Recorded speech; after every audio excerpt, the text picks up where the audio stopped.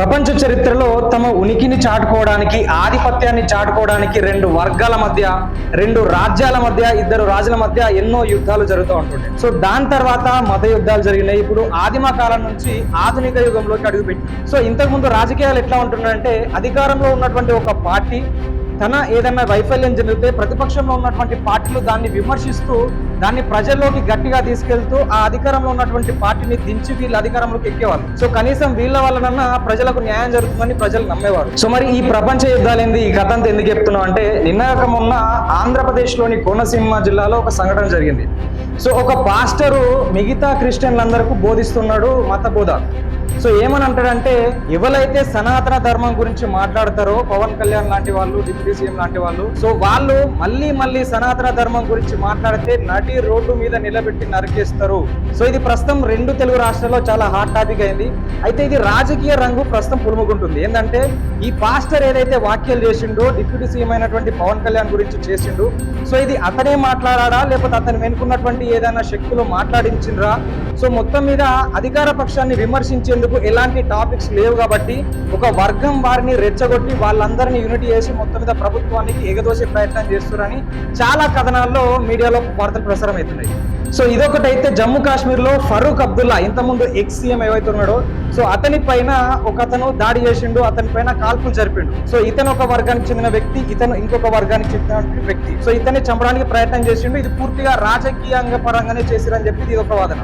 So ఆ తర్వాత హోలీ రోజు ఏదైతే జరిగిందో, ఒక గుంపు, ఒక వర్గానికి చెందినటువంటి 30-40 మంది ఒక హిందూ వ్యక్తిని దాడి చేసి చంపేయడం జరిగింది. సో ఇంతకుముందు కొన్ని రోజుల కింద జరిగినటువంటి గోవన్ ఇష్యూ కావచ్చు. అంటే ఇదన్నీ జరిగేది ఒకటి, దాన్ని వెనుకున్నది ఒకటి, దీన్ని వాడుకోవాలని చూసేవారు ఇంకొకరు. ఇప్పుడు మొన్న అంతకుముందు అయితే ఎంఐఎంకి చెందినటువంటి ఒక పార్టీ నాయకుడు ఏమంటే, 15 నిమిషాల్లో మాకు టైం ఇస్తే మేమేంటో చూపిస్తాం, 15 నిమిషాల్లో ఎంతమంది న్యాయం చేయాలో అది చేస్తామని చెప్పి ఇతను ప్రకటన చేస్తాడు. ఇతను మైక్ ముంగట నిల్చొని ఇలా ముంగట ఉన్నటువంటి ప్రజలను రెచ్చగొడతాడు. ఇతనపై మళ్ళీ బంగ్లాలో కూర్చుంటాడు. ఈ నచ్చేవాళ్ళు కొట్టాడు, వీళ్ళు నచ్చేవాడు అరెస్ట్ చేయడు. కాకపోతే వీళ్ళు ఎవరినైతే రెచ్చగొడుతారో, రెచ్చిపోయినటువంటి వాళ్ళు పోయి దాడులు చేసుకుంటారు. అంటే ఇక్కడ నలిగిపోయేది ఎవరు? సో మొత్తం మీద సామాన్య ప్రజలు. అంటే గతంలో జరిగినట్టు ఇప్పుడు మతాన్ని ప్రాతిపదిక చేసుకొని రాజకీయాలు జరుగుతున్నాయి. మతాన్ని ప్రాతిపదికన చేసుకొని ప్రజలను విడగొడుతున్నారు. ప్రజలను ఒక గొర్రెల లెక్కల మార్చి వీళ్ళు అందలం ఎక్కాలని చూస్తున్నారు. సో ఇప్పుడు మత రాజకీయాలు పూర్తి స్థాయిలో నడుస్తుండడానికి మనం ఎగ్జాంపుల్ క్లియర్ కట్ చూసుకోవచ్చు. వెస్ట్ బెంగాల్లో ప్రభుత్వ పథకాల గురించి, వైఫల్య గురించి మాట్లాడు బంద్ అయింది. సో మీరు హిందువులకు ఓటేయరు, మీరు ముస్లింలకు ఓటేయరు. ముస్లింలు అయితే మాకే ఓటేయాలి, హిందువులు అయితే మాకే ఓటేయాలి. సో ఈ విధంగా వెస్ట్ బెంగాల్లో రాజకీయాలు నడుస్తున్నాయి. సో బీహార్లో చూసుకున్నట్లయితే మొత్తం అంటే ఒక జిల్లాకు ఒక కులానికి సంబంధించిన పార్టీ ఉంటుంది.